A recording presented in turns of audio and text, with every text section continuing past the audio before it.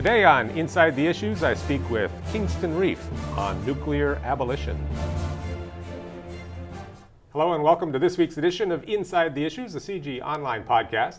I'm David Welch, CG Chair of Global Security at the Balsley School of International Affairs and Professor of Political Science at the University of Waterloo. And every week it's my pleasure to welcome into the studios here at the Center for International Governance Innovation in Waterloo, Ontario, an expert in some important issue area of global governance or international public policy. And today I'm very happy to welcome Kingston Reif, who's the Director of Nuclear Non-Proliferation at the Center for Arms Control and Non-Proliferation in Washington, D.C. Welcome, Kingston. Thanks very much for having me, David. Pleasure to be here. And it's a pleasure to have you here because we're going to talk about a hopeful topic. I hope we're going to talk about it hopefully. But the hopeful topic is ridding the world of nuclear weapons. And you've done a lot of work, particularly on the obstacles, the challenges to radically reducing the level of nuclear armament in the world. And I'd like to talk to you about those. But before we get there, let's talk about the necessity for this. Why is it so important, in your view, that we radically reduce, preferably to zero, the level of nuclear weapons in the world? Thanks for having me, David. Last month was the 50th anniversary of the Cuban Missile Crisis. And I think that the biggest lesson from the crisis is that even though the three leaders at the time who were involved in the missile crisis, President John F. Kennedy, Soviet leader Nikita Khrushchev, and Cuban leader Fidel Castro were not seeking or did not want a nuclear war before the crisis broke out, one almost happened anyway. And that there were numerous misjudgments, miscalculations that were made, a lack of empathy, an inability of the parties to the crisis to really get inside the skin and the shoes of the other party and attempt to see the world as they saw it. And all of these failures almost brought us to nuclear Armageddon. And there were a number of things during the crisis that Khrushchev and Kennedy simply could not control once their enormous military machines started preparing for a potential nuclear war. And I think some of those same dangers, the risk that nuclear weapons will be used, exists today. There are still 19,000 nuclear weapons on the planet today in 9 countries, most of them much more powerful than the weapons that destroyed Hiroshima and Nagasaki. And while most people think, well, didn't the nuclear threat disappear with the Cold War? Nuclear weapons, they're not sort of key instruments of national power anymore, but there are numerous potential flashpoints around the world that could potentially and realistically lead to the use of nuclear weapons. So that's sort of the general, I think, motivating factor, among a few others, behind the quest for ridding the world of nuclear weapons, is that the longer these weapons are in existence, the more likely it is that they one day might be used. Mm-hmm. Now, we're making some progress. At the height of the Cold War, if I'm not mistaken, there were something in the neighborhood of 70 or 75,000 nuclear weapons, down now to something closer to, I believe that you said the figure was 15,000? Approximately 19,000. 19,000. Yep. Right. So there is progress in that direction. How do we explain that? Well, I think the biggest reason for that is the end of the Cold War. The United States and then the Soviet Union built enormous nuclear arsenals during the Cold War. But once that confrontation disintegrated in the late 1980s and late 1990s, there was no longer a reason to keep around so many weapons. So both sides, particularly under the leadership of President George H.W. Bush and Soviet leader Mikhail Gorbachev and then Russian leader Boris Yeltsin, significantly reduced the size of the U.S. and Russian arsenals.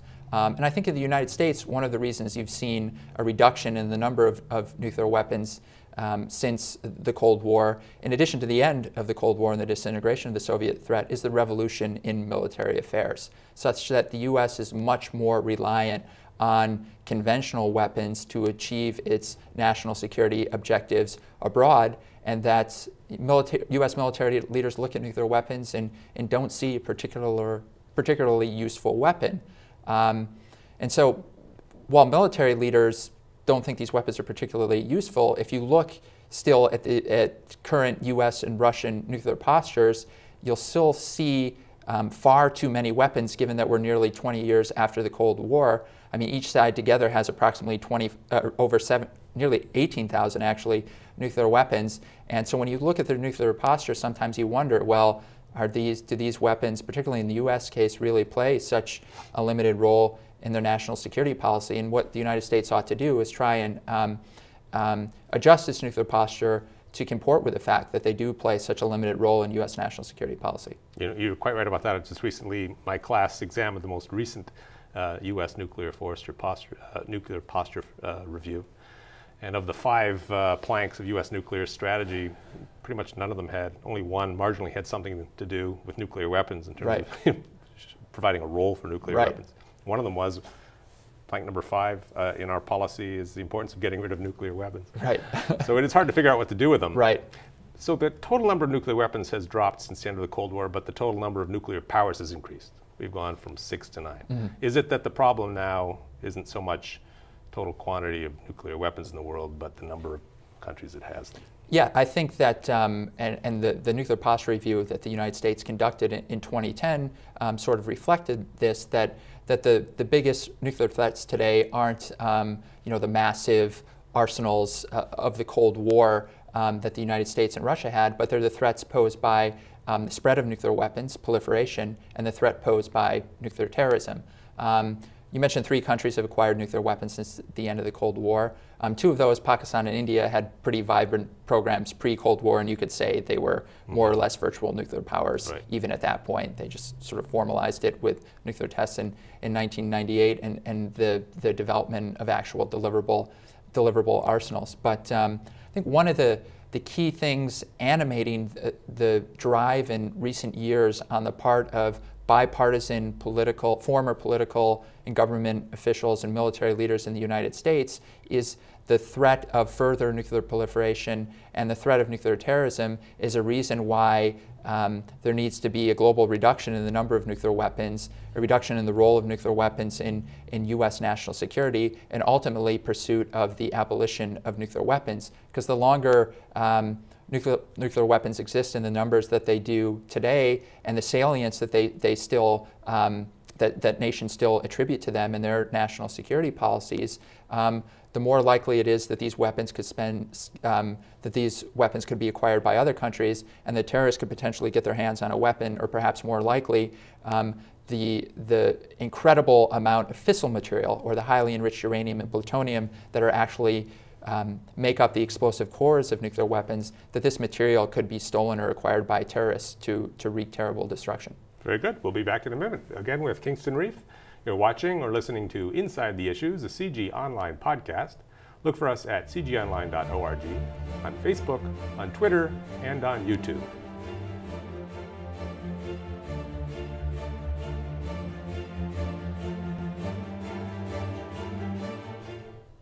Welcome back. All right, so let's talk about getting to zero, abolition. So practically speaking, if we want to move from the world as it is today to a world that has no nuclear weapons in it, what are the key tasks? What are the crucial mid-course goals that you would identify, and the important things that have to take place to sequence them properly? Sure. Well, I think the first thing to recognize is that we're not going to get to zero nuclear weapons in one fell swoop. This is going to be a process, a step-by-step process. It could be long, it could be arduous. There could be 2 steps forward and 1 step backward. There could be points where if countries seize upon this issue and take it seriously, where they decide they can't go any further and want to turn back. But as you mentioned, I think there are some initial goals that we should try to achieve to ultimately put us in a position to realize whether or not abolition is actually possible. And I think one of the first things that needs to happen is that, given that the United States and Russia still have 95% of the nuclear weapons on the planet, they need to make further reductions in the size of their arsenals before you can get some of the other nuclear weapon states, such as China, such as France, such as the United Kingdom, such as India, and such as Pakistan, to come on board with this process. In 2010, the United States and Russia negotiated a new arms control agreement called the New START Treaty, which reduces the size of the deployed Russian and U.S. nuclear arsenals to 1,550 warheads, and also includes a number of verification and monitoring provisions to ensure that both sides are complying with the terms of the treaty. I think the U.S. and Russia need to explore even further reductions, perhaps to as low as 1,000 deployed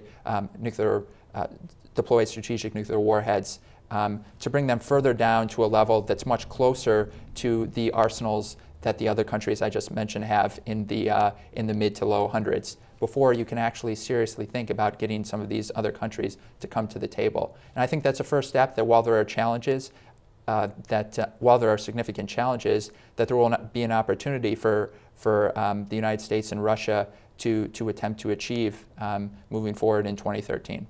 So how many nuclear weapons do you think Russia and the United States might comfortably move down to, given the world as it is today? Well, I think given the world that is today, in the United States case, that nuclear weapons do not play a significant role in their national security policies. And not only that, given the very strained budget environment in the United States, it costs a lot of money to maintain these weapons, to modernize these weapons. The United States is at a point now where it has to make decisions about recapitalizing all three legs of its so-called nuclear triad: its land-based missiles, its submarine launch ballistic missiles, and then its heavy bombers, which are capable of carrying nuclear weapons. And it is simply not going to be able to afford to modernize and replace all of its existing systems, which are aging.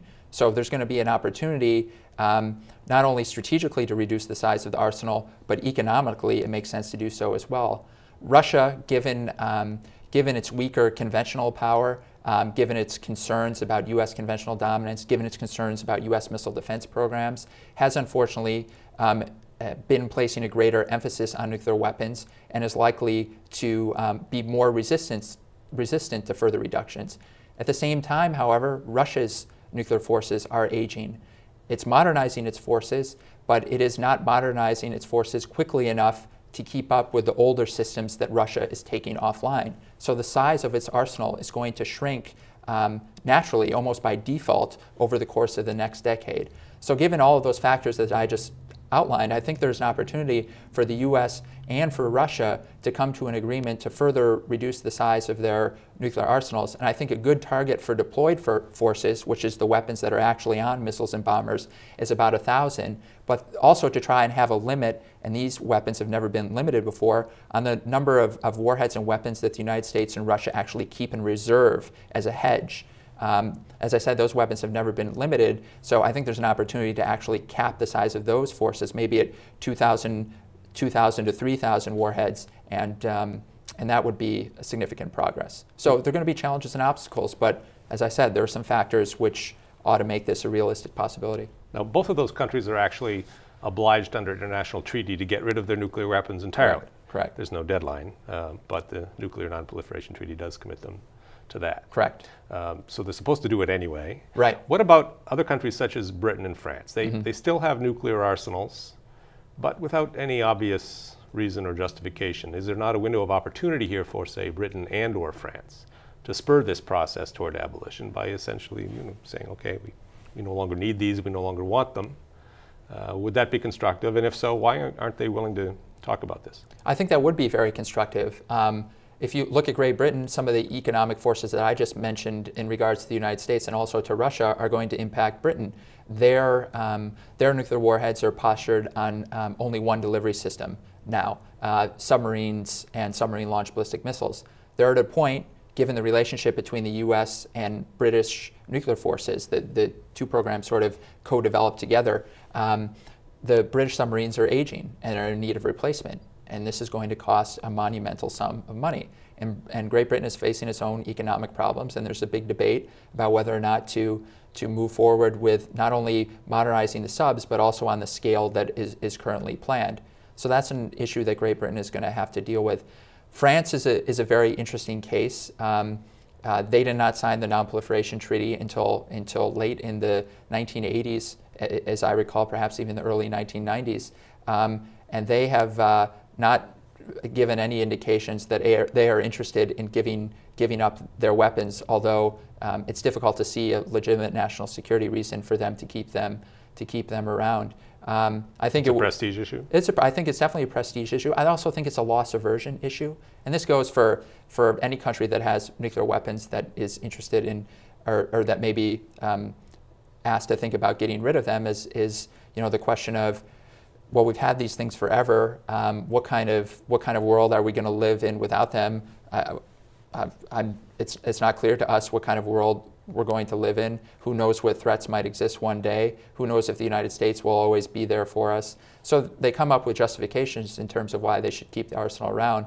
But I mean, if you look at this issue objectively and dispassionately, it's fine to come up with a meaningful strategic rationale for why the United Kingdom and France need to maintain their own independent nuclear deterrence.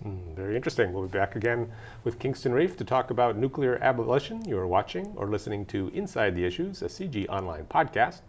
Look for us at cgonline.org, on Facebook, on Twitter, and on YouTube.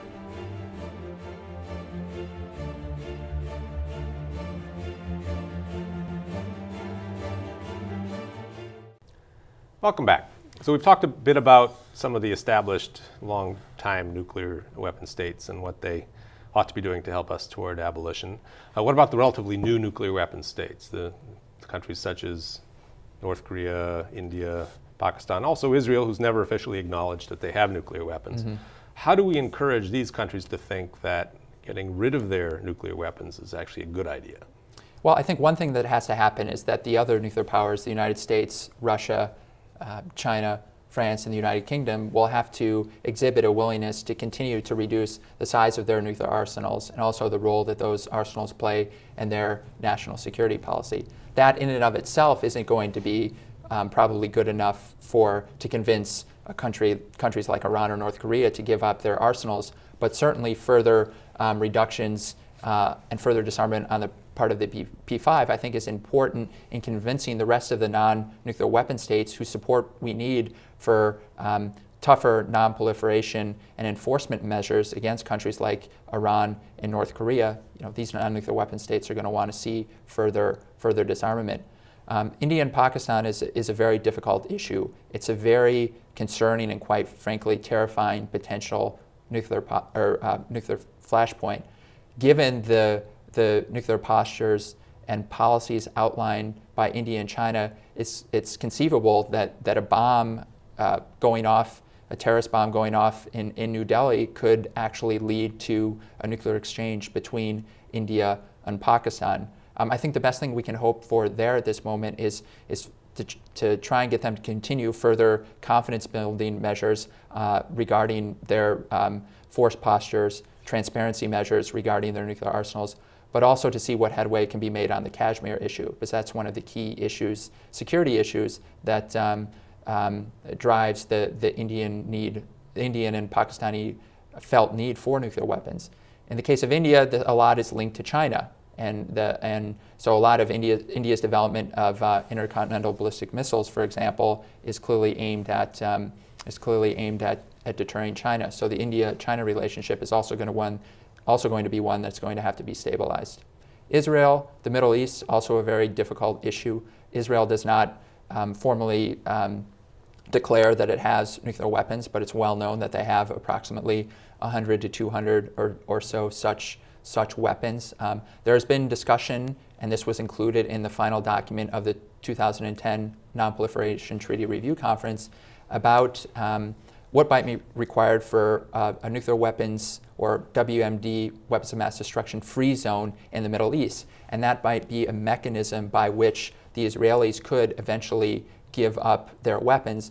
But before Israel does decide to get rid of its weapons, it is going to require that the rest of the Arab countries in the Middle East, with which it has difficult relations, is going to recognize Israel's legitimate security concerns. And the same is going to have to go vis-a-vis Israel and its adversaries in the Middle East. That is going to have to recognize their legitimate security concerns as well. Now, we don't worry about British or American or French nuclear weapons here in Canada. And so some people might be tempted to say the only way you can confidently persuade countries to get rid of nuclear weapons that they have and not to worry about other countries is to solve their basic security challenges and to improve their relations to the point where they're as good as U.S.-Canadian or British-Canadian relations. That seems like that's a pretty long-term project in the Middle East, maybe long-term on the Korean Peninsula, depending on how much time the North Korean regime actually has.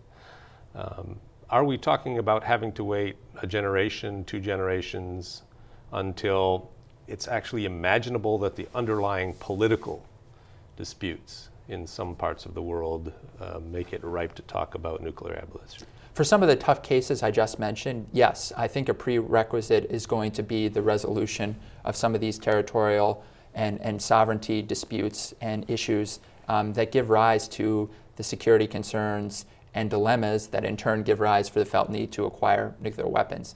But as I mentioned earlier, there are a number of steps the existing nuclear powers can take, particularly the United States and Russia, to reduce the size of their still incredibly bloated nuclear arsenals, and that this can create momentum for not only including some of the other nuclear armed states who have much smaller arsenals in the disarmament process, but can also play a role as well in demonstrating the limited importance of nuclear weapons in national and global security. Nuclear weapons aren't the only reason why Pakistan and India, the other's nuclear arsenal isn't the only reason that they're worried about their security concerns. So those are going to have to be stabilized. But you know, if we begin the process, that process could potentially create its own momentum and make issues and problems that seem intractable or very difficult to tackle right now actually seem possible down the road. Very good. We'll be back one last time with Kingston Reif. You're watching or listening to Inside the Issues, a CG Online podcast. Look for us at cgonline.org, on Facebook, on Twitter, and on YouTube.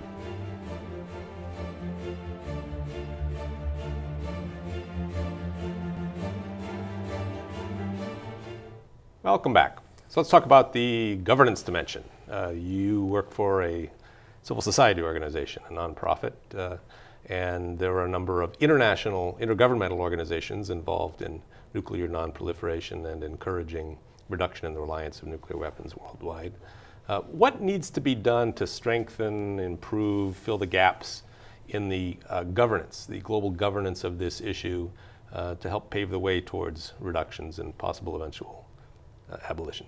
Well, there are a lot of governance issues concerning not only the nuclear weapons issue, but also the civilian nuclear energy issue, which is inextricably linked to the weapons issue, because the same technology that can be used to make nuclear fuel for civilian power reactors can also be used to make the highly enriched uranium and separated plutonium that make up the explosive cores of nuclear weapons. So global governance is already plays a very important role regarding nuclear weapons and civilian nuclear power.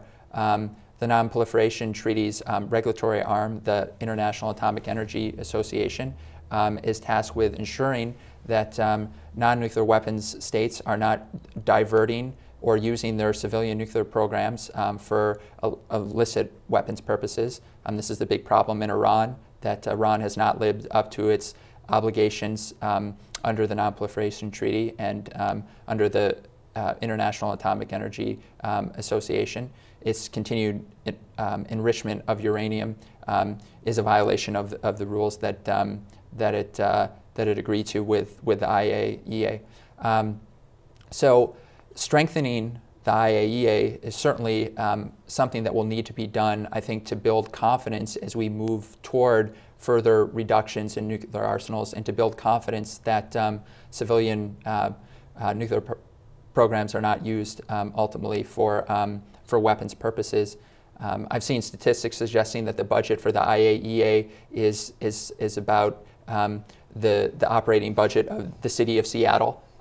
So the budget needs to be increased significantly, and they need to be given greater and more expansive powers in terms of monitoring and inspection. There are also other global governance mechanisms, such as the Conference on Disarmament, which is where important international multilateral treaties, such as the Comprehensive Test Ban Treaty and the Chemical Weapons Convention, were negotiated.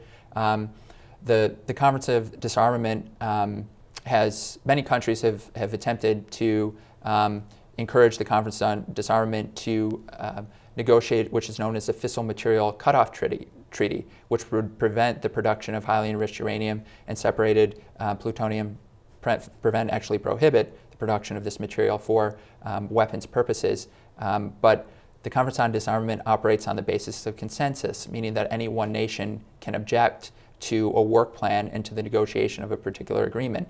And Pakistan, which is producing large amounts of fissile material and increasing the size of their nuclear arsenal, has objected to the negotiation of such a material cutoff treaty in the Conference on Disarmament. So some nations have begun to talk about, well, might there be other avenues to try and begin the negotiation process of such a treaty and try to bring in a country such as Pakistan much later in the game. So there's all sorts of global governance issues associated with the nuclear issue. And as we attempt to take further steps to reducing the number of nuclear weapons and developing stronger monitoring and inspection provisions around civilian nuclear programs, these global governance mechanisms are going to have to take on a much greater role. Mm-hmm. And tell us a bit about your organization and the kind of role it seeks to play. Sure. So my organization, the Center for Arms Control and Non-Proliferation, and then also the Council for a Livable World, basically two sides of the same coin. We're located in Washington, D.C., and we're dedicated to reducing the dangers posed by nuclear weapons and nuclear material, as well as calling for a more saner and practicable Pentagon or military spending and budgets. We're also committed to addressing the Iranian and North Korean nuclear programs through diplomacy.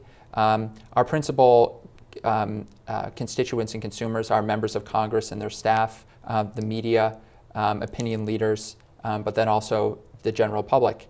And the unique thing about the Council for a Livable World, which is our lobbying and advocacy arm, is we actually raise money for candidates for the United States Senate and the United States House of Representatives across the country who are committed and dedicated to also reducing the nuclear threat, committed to arms control and disarmament, and then also hope that through the fundraising efforts and getting them elected to Congress, that they will then be champions on these issues once they are in Congress. The Council, which is the first of the two organizations, the Council and the Center. The Council was first. The Council was actually founded by former Manhattan Project scientists who realized the dangers that they had unleashed, and that one of the ways that would be needed to reduce the threat and combat the dangers posed by these weapons was to ensure that we got members of Congress elected who cared deeply about this goal, given that Congress plays such an important role in the United States in terms of controlling the power of the purse, but also having a big role in foreign policy and national security issues. And do you have cognate institutions in other nuclear weapon states? We do not. No, we're a small organization in Washington. Mm-hmm. So where the need is greatest, the supply is least. Right. Thank you so much for coming in and talking to us about this. Obviously very important about a long-term project. And good luck with your lobbying and advocacy and consciousness raising. And to our audience, thank you for joining us, and join us again next week for another episode of Inside the Issues, a CG Online podcast. Look for us at cgonline.org, on Facebook, on Twitter, and on YouTube.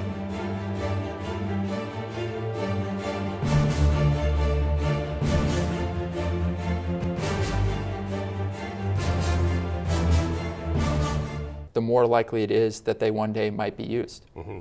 Now, we're making some progress. At the height of the Cold War, if I'm not mistaken, there were something in the neighborhood of 70 or 75,000 nuclear weapons, down now to something closer to, I believe that you said the figure was 15,000? Approximately 19,000. 19,000. Yep.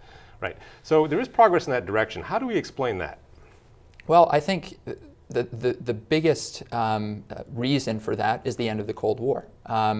The United States and then the Soviet Union built enormous nuclear arsenals during the Cold War. But once that confrontation disintegrated in the late 1980s and late 1990s, there was no longer a reason to keep around so many weapons. So both sides, particularly under the leadership of President George. Governance or international public policy, and today I'm very happy to welcome Kingston Reif.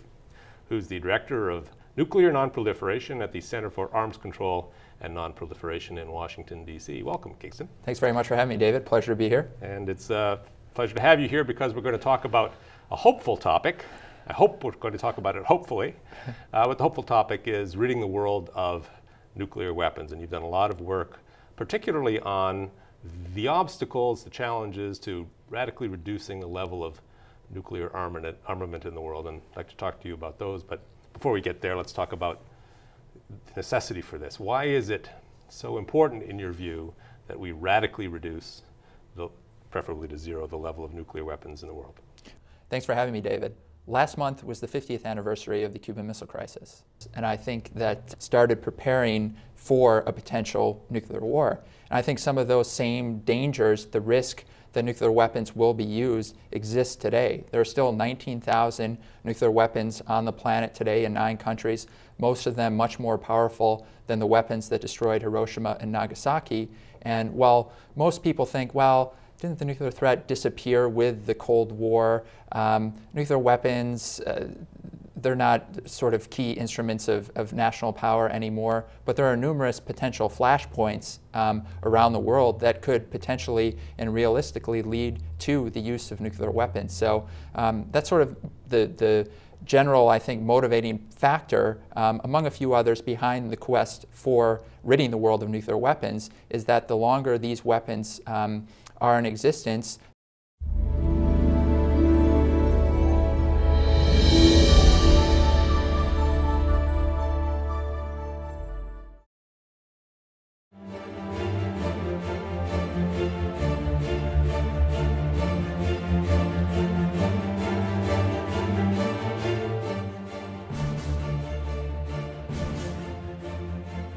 Today on Inside the Issues, I speak with Kingston Reif on nuclear abolition. Hello and welcome to this week's edition of Inside the Issues, the CG online podcast. I'm David Welch, CG Chair of Global Security at the Balsillie School of International Affairs and Professor of Political Science at the University of Waterloo. And every week it's my pleasure to welcome into the studios here at the Center for International Governance Innovation in Waterloo, Ontario, an expert in some important issue area of global governance. The biggest lesson from the crisis is that even though the 3 leaders at the time who were involved in the missile crisis, President John F. Kennedy, Soviet leader Nikita Khrushchev, and Cuban leader Fidel Castro, were not seeking or did not want a nuclear war before the crisis broke out, one almost happened anyway. And that there were numerous misjudgments, miscalculations that were made, a lack of empathy, an inability of the parties to the crisis to really get inside the skin and the shoes of the other party and attempt to see the world as they saw it. And all of these failures almost brought us to nuclear Armageddon. And there were a number of things during the crisis that Khrushchev and Kennedy simply could not control once their enormous military machines